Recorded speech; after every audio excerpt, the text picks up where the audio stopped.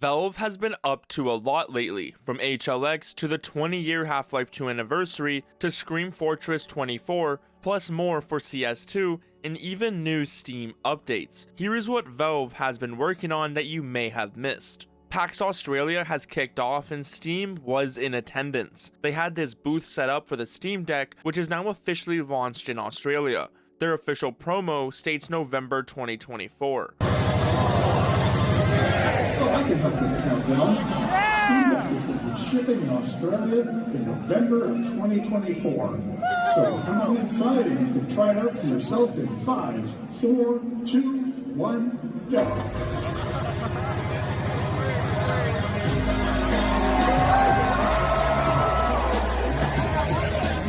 Press Start, an Australian gaming blog, interviewed a few Valve employees about the release. Where things get interesting is when Valve hardware engineer Yazan said, "We wanted to be able to sell it through Steam. And part of that is that we're hoping that the investment we put into the infrastructure would allow us to sell future hardware in Australia much faster. We just want to do it once and do it correctly and pave the way for future things." Steam Deck designer Lawrence Yang said, "Now that Australia is part of our hardware shipping regions, now that we're all set up, it'll be for all of our future hardware as well." Yang continued saying, "We're working on future generations of this. Steam Deck is kind of the culmination of everything we learned making hardware up to that point. So we took all those things that we learned and said, okay, here's Steam Deck as one package. And in the same token, we're going to take the learnings we have from Steam Deck and move it forward to future new hardware as well. So we have things that we're not talking about today. This gives hope to anyone who is still waiting for a deckard, which is expected to be Valve's standalone VR headset. Either way, even if it's not the deckard and Valve surprises us with some new hardware, it is nice that Valve is already talking about what they are planning next. In other Valve and Steam news, you may have noticed, like others, that the Steam market has improved recently. It's no longer really laggy and actually working how it's supposed to. Overall, it's just a really big quality of life improvement. Another recent update to Steam that has turned into a hot topic is this new warning. Now, before you check out a game from the Steam store, you get this prompt that says a purchase of a digital product grants a license for the product on Steam. Now, although this is how Steam has worked in the past, the reason Valve is now putting this warning comes from a new California law. AB 2426 requires digital storefronts to be more upfront about the fact that you're only buying a license to use a game. This means they can't use words like buy or purchase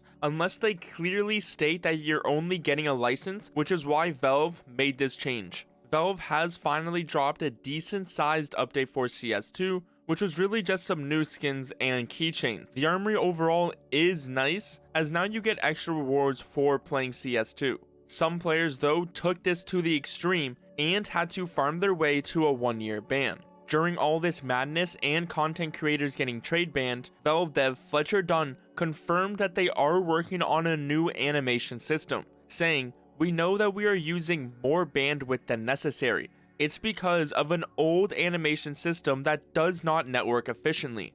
We are working to replace it. But this is a large project." It should be noted that this animation system was not used for CSGO either. With the release of the Half-Life Alyx Workshop, Valve introduced the Anim Graph. It's a data-driven system for dynamic animations, which is what's being currently used for CS2. The fact Fletcher Dunn confirmed that they are working on a large project to replace this is great news for CS2. But not only for CS2, you can also assume they will be using this new animation system, which let's just call Anim Graph 2 for Half-Life 3, just like how Anim Graph was originally used for Half-Life Alyx in 2020. Valve is also getting the Shanghai Major ready, as they have updated the store tab name. The Copenhagen Major Hub has now changed to the Major Hub to be more generic for all future majors, as Shanghai is going to be starting next month. We have also been receiving a bunch of train map leaks, like this new graffiti, plus new sound event files. FM Pwn and Volcano have been hard at work on the Source 2 cache, we have looked at a bunch of different parts that should give you a feel for the new map. I'm glad we can see this progress of cache, but I'm also very excited for the day Valve shows us the new reworked train and cobblestone for Counter-Strike 2. The best copium right now is that Valve releases the new maps when they plan to swap out the Deagle in over 90 days. But do you really think train or cobblestone will be ready by then? Valve also just dropped the Halloween update for Team Fortress 2, Scream Fortress 24. This comes with new community-made maps, the terrifying Trove case, and really just many more Scream Fortress changes that will be running up until November 7th. On October 2nd, Valve released a Half-Life update, which was to fix a memory leak and a few other smaller issues. This came just days after players got their hands on an early version of Half-Life from 1998. A Half-Life prototype from October 19th, 1998, marked Beta 12 and Net Test 2,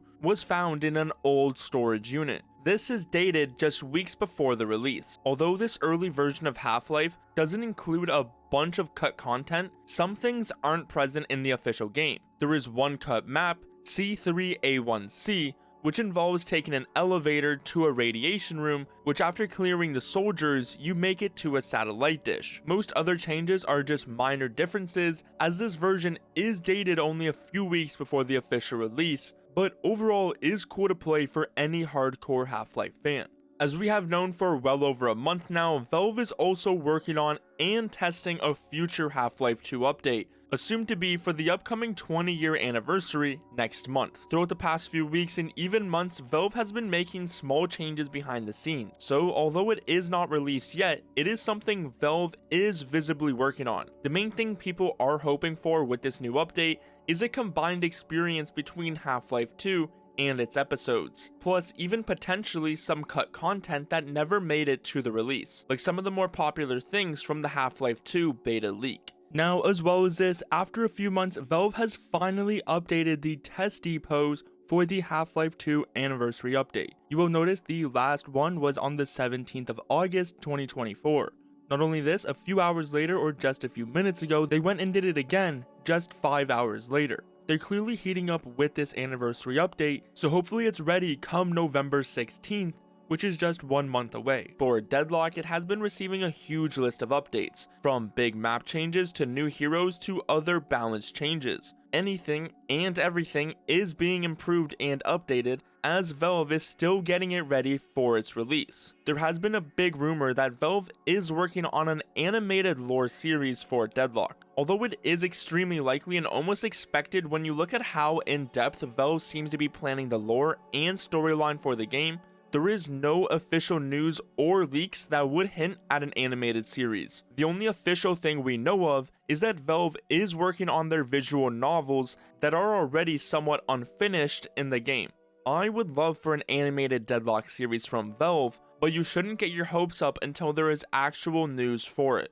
Of course, with everything else Valve is working on, there is Half-Life 3 and HLX behind the scenes that we just can't see. HLX is set to be Valve's biggest team for a game yet, having the most focus among all Valve projects as the Half-Life series is Valve's baby. Over the past few weeks, in updates for other Source 2 games, Valve has left new breadcrumbs for HLX, aka Half-Life 3. One is this Zen asset that looks like an alien icon that was added in the Armory update. This has no use in Counter-Strike 2, as it doesn't have Zen. Previously, when Valve added strings for the HEV suit, they eventually changed the name to the Burbank suit. So this next Half-Life title is what a lot of Valve employees are working on.